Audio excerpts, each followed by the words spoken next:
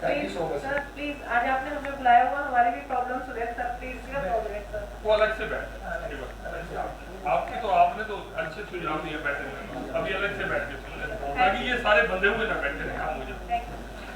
तो करनाल लोकसभा सीट से सांसद आप देख सकते हैं आज अधिकारियों के बीच में रहे हैं और अधिकारियों के साथ काफी देर जो है उन्होंने बैठक की है। और इसमें करनाल लोकसभा सीट से सांसद संजय भाटिया हमारे साथ मौजूद है। करनाल मुख्यमंत्री जी का विधानसभा क्षेत्र है, भ्रष्टाचार खत्म होने का नाम नहीं ले रहा। 5 महीने पहले एक बड़ा रिश्वत कांड हुआ, तहसीलदार डीटीपी की गिरफ्तारी हुई, अब दोबारा से तहसीलदार और रीडर की गिरफ्तारी हुई। निखिल सिंगला तहसीलदार को गिरफ्तार किया। अच्छी बात है ना, करप्ट आदमी को प्रेशर में भी रहना चाहिए, करप्ट आदमी को अरेस्ट भी होना चाहिए। और बार बार ये खाली करनाल में नहीं, पूरे हरियाणा में ये कार्रवाई हो रही है। पहले की जो सरकारें और पॉलिटिकल लोग थे वो इन मामलों को दबाते थे, इसलिए कहीं ना कहीं वो इन्वॉल्व थे। और अपने माननीय मनोहर लाल जी तो आपके अपने मनोहर लाल जी हैं और डेड ऑनेस्ट। मैं कहता हूँ कि राजनीति में इतना ईमानदारी नेक्स्ट टू इम्पॉसिबल है और उन्होंने वो भी सिद्ध करके दिखाया माननीय मनोहर लाल जी ने। वो इस बात की परवाह नहीं करते कौन अपना कौन पराया, जो भी गलती पे पाएगा पकड़ा जाएगा। अच्छी बात है, 5-6 महीने में विजिलेंस को फ्री हैंड छोड़ा हुआ है। हालांकि 7.5 साल पहले कार्रवाई नहीं हुई उस लेवल पे जिस होनी चाहिए थी, लेकिन ऐसे समय के साथ साथ आदमी निर्णय करता है और निर्णयों में और खूबसूरती आती जाती है, अपडेट होते जा रहे हैं। तो मैं समझता हूँ कि और बेहतर काम सर, एक स्मार्ट सिटी पे करोड़ों रुपया आ रहा है करनाल में, लेकिन उस लेवल पे नक्शा बदला नहीं जा रहा क्योंकि कहीं नहीं ऐसा है। मैं समझता हूँ कि स्मार्ट सिटी में अभी आज इस मीटिंग में वो भी डिस्कशंस हुई हैं। स्मार्ट सिटी का कई बार मीडिया में मैं भी सुनता हूँ भाई करनाल स्मार्ट सिटी है। करनाल पूरा का पूरा स्मार्ट सिटी में वो प्रोजेक्ट्स नहीं आए, जितना पैसा आया किस प्रोजेक्ट के लिए है। मैं समझता हूँ 1 to 1 उसके ऊपर डिस्कशंस होनी चाहिए, डिबेट होनी चाहिए। भाई इस चीज़ के लिए स्मार्ट सिटी के योजना के तहत पैसा आया था और अब उस प्रोजेक्ट की क्या स्थिति है उसके ऊपर चर्चा होनी चाहिए। आमतौर में बातचीत में आता है कि पूरी करनाल को जैसे स्मार्ट सिटी प्रोजेक्ट में ले लिया। यहाँ नगर निगम भी अपना काम कर रहा है, यहाँ हुड्डा भी अपना काम कर रहा है, वेरियस डिपार्टमेंट है वो भी काम कर रहे हैं। दूसरे भी कई ऐसे डिपार्टमेंट्स हैं जहाँ पर अभी भी भ्रष्ट अधिकारी हैं, जैसे फूड एंड सप्लाई डिपार्टमेंट बहुत ज्यादा है। मैं समझता हूँ जिस डीलिंग नहीं होती, इसलिए भ्रष्टाचारी पकड़े नहीं जाते। नहीं, बीपीएल को लेकर मामला दर्ज है। भ्रष्टाचार तभी हो पाएगा जहां पब्लिक डीलिंग होगी। भ्रष्टाचार तो जहां लोग पैसा देते हैं उसमें किस लेवल पे होता है वो पकड़ी जाएगी। और उस तरह की भी कोई कंप्लेंट्स मैं तो आपके माध्यम से भी चाहता हूं अगर कोई आती है तो आप चुपचाप दें, उसके ऊपर भी संज्ञान होगा।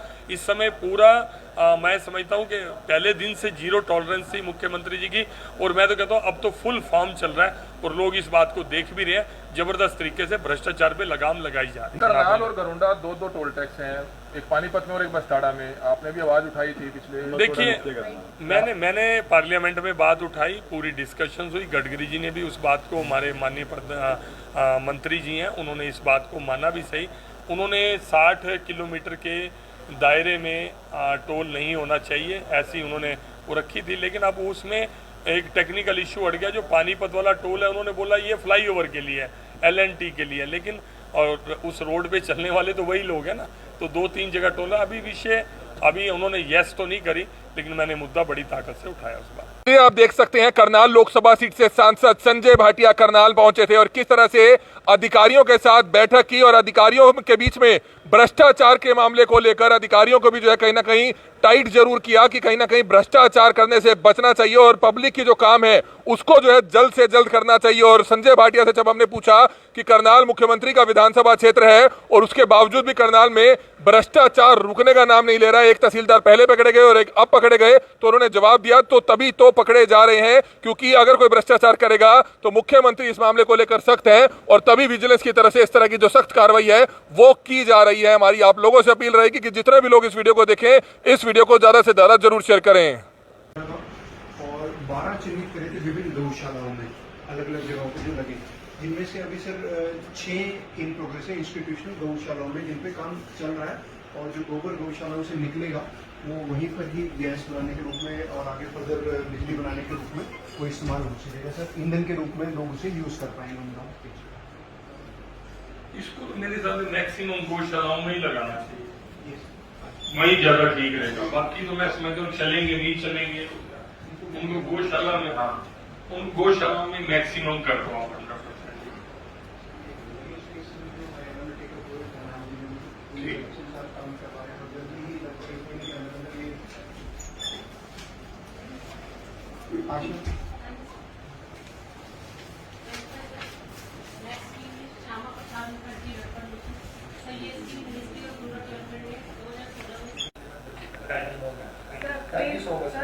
आज आपने हमें बुलाया हुआ, हमारी भी प्रॉब्लम सुने सर प्लीज। क्या प्रॉब्लम है सर? वो अलग से बैठ आपकी तो आपने तो अच्छे सुझाव दिए, बैठे अभी अलग से बैठ के सुन लें ताकि ये सारे बंधे हुए ना बैठे रहे मुझे। तो करनाल लोकसभा सीट से सांसद आप देख सकते हैं आज अधिकारियों के बीच में रहे और अधिकारियों के साथ काफी देर जो है उन्होंने बैठक की है। और इसमें करनाल लोकसभा सीट से सांसद संजय भाटिया हमारे साथ मौजूद है। सर, क्या कुछ बताना चाहेंगे? काफी लंबी बातचीत हुई अधिकारियों के साथ। लंबी बातचीत हुई है और बड़ी सार्थक बातचीत हुई है। दिशा की बैठक थी ये, लगभग 33 एजेंडे थे इसके अंदर और मैं समझता हूँ कि बहुत फ्रूटफुल बैठक रही और सारे अधिकारी इसके अंदर बड़े अच्छे से इन्वॉल्व हुए, प्रॉपर डिस्कशंस हुई और हमने कोई ये टारगेट ये था ये पूरा कर दिया, इसको ज़्यादा फोकस ना करते हुए ये टारगेट पूरे करने में दिक्कतें क्या आ रही हैं, उसका सल्यूशन क्या हो सकता है, एक बहुत बेस्ट अच्छी देखा। हरियाणा से गुरुद्वारा प्रबंधक कमेटी पर आज सुप्रीम कोर्ट का फैसला आया है कि हरियाणा के गुरुद्वारों का जो पैसा है वो हरियाणा से गुरुद्वारा कमेटी जो है उनको उन्होंने मान्यता दे दी है, किस्म से 2000 कह दिया है, तो उसको लागू कर दिया की बात कही है। क्योंकि हरियाणा के गुरुद्वारा का जो पैसा तो इकट्ठा होता है वो यहीं लगना चाहिए, इस पर क्या कहना? ठीक है, सुप्रीम कोर्ट ने जो फैसला किया हम उसका स्वागत करते हैं।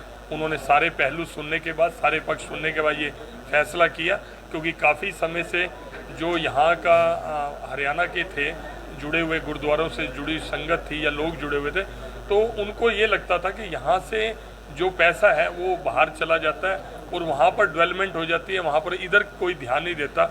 लेकिन ये अच्छा इशू आया तो हरियाणा का पैसा। हरियाणा में रोजाना आप देख रहे होंगे स्कूल में टीचर्स नहीं है और बच्चे जाम लगा रहे हैं और आम आदमी पार्टी ने ऐलान किया है कि हम बड़ा आंदोलन करेंगे पूरे हरियाणा में। वो तो उनको आम आदमी पार्टी को तो अपना एजेंडा उनको करने देना चाहिए, लेकिन ये एक जेन्युइन प्रॉब्लम है आपने बताया, क्योंकि ऑनलाइन जो ट्रांसफर हुई तो कुछ स्कूलों से जैसे प्रेफरेंस थी तो कुछ स्कूलों से टीचर्स का ट्रांसफ़र हो गया, वहाँ पर टीचर्स नहीं पहुँचे तो दिक्कत आ रही है कई स्कूलों में। मेरे भी संज्ञान में ये मामला आया और इसको आप बहुत ही जल्दी। करनाल मुख्यमंत्री जी का विधानसभा क्षेत्र है, भ्रष्टाचार खत्म होने का नाम नहीं ले रहा। 5 महीने पहले एक बड़ा रिश्वत कांड हुआ, तहसीलदार डीटीपी की गिरफ्तारी हुई, अब दोबारा से तहसीलदार और रीडर की गिरफ्तारी हुई, निखिल सिंगला तहसीलदार को। अच्छी बात है ना, करप्ट आदमी को प्रेशर में भी रहना चाहिए, करप्ट आदमी को अरेस्ट भी होना चाहिए और बार बार ये खाली करनाल में नहीं पूरे हरियाणा में ये कार्रवाई हो रही है।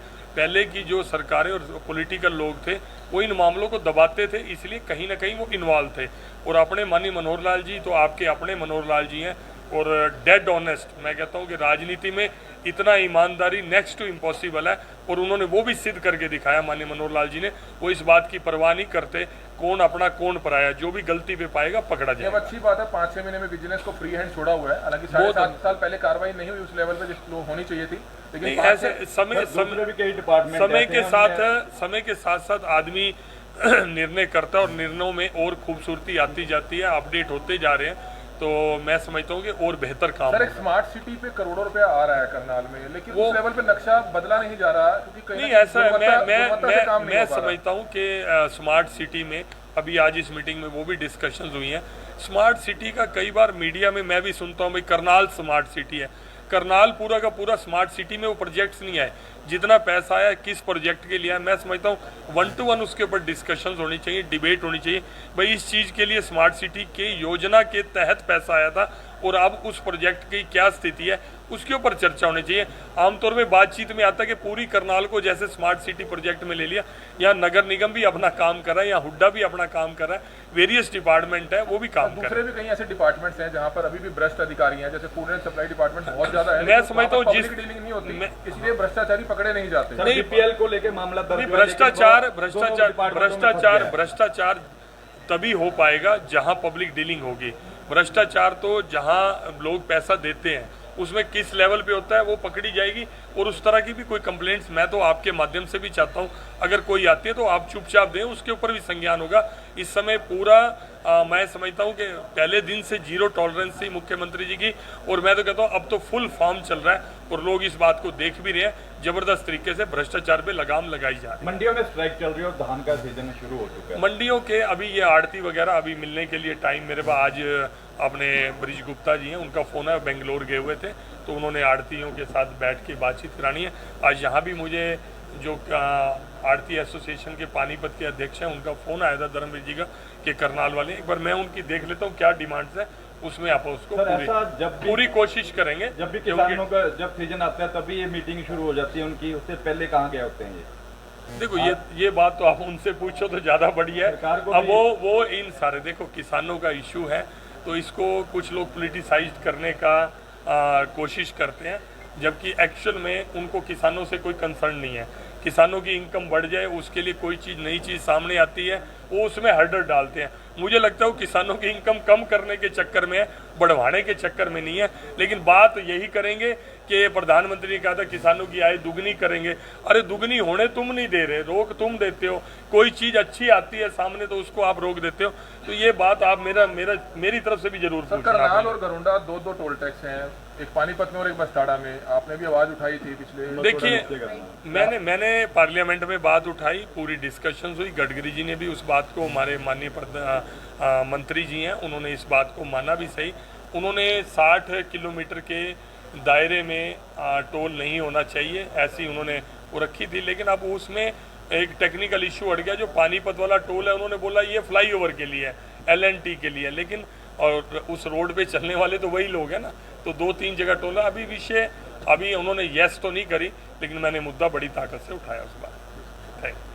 तो तस्वीरें इस समय आपने देखी, करनाल लोकसभा सीट से सांसद संजय भाटिया करनाल थे, अधिकारियों के साथ बैठक कर रहे थे और काफ़ी देर जो है बैठक चली है और भ्रष्टाचार को लेकर सख्त नजर आ रहे हैं। उन्होंने कहा कि भ्रष्टाचार को लेकर मुख्यमंत्री ने पहले भी कहा था कि भ्रष्टाचार का काल मनोहर लाल, और आज आप देख सकते हैं तहसीलदार की गिरफ्तारी के मामले को लेकर और अन्य विभाग जो पूरे जहां पर करप्शन बड़े लेवल पर है उन पर भी एक एक करके कार्रवाई की जाएगी, चाहे वो खाद्य पूर्ति महकमा हो या दूसरा डिपार्टमेंट हो। और उम्मीद करते हैं कि इस मामले में आगे भी जो है विजिलेंस कोई कार्रवाई जरूर करेगी, क्योंकि कई ऐसे महकमे होते हैं जहां पर जो है पब्लिक डीलिंग कम होती है और पब्लिक के लोग शिकायत कम कर पाते हैं। ऐसे डिपार्टमेंट्स में खुलेआम जो है भ्रष्टाचार चल रहा है और उम्मीद करते हैं कि ऐसे मामलों में जो है जल्द से जल्द विजिलेंस और सरकार की तरफ से कार्रवाई होगी, और ताकि जो दागी अधिकारी हैं, दागी कर्मचारी हैं, वो कहीं ना कहीं ऐसे महकमों से हटाए जा सकें या उनको कहीं ना कहीं जो अनाज मंडियों में मेन सीजन पे लगा दिया जाता है उनको ऐसा मौका ना दिया जाए। हमारी आप लोगों से अपील, जो भी लोग इस वीडियो को देखें इस वीडियो को जरूर शेयर करें।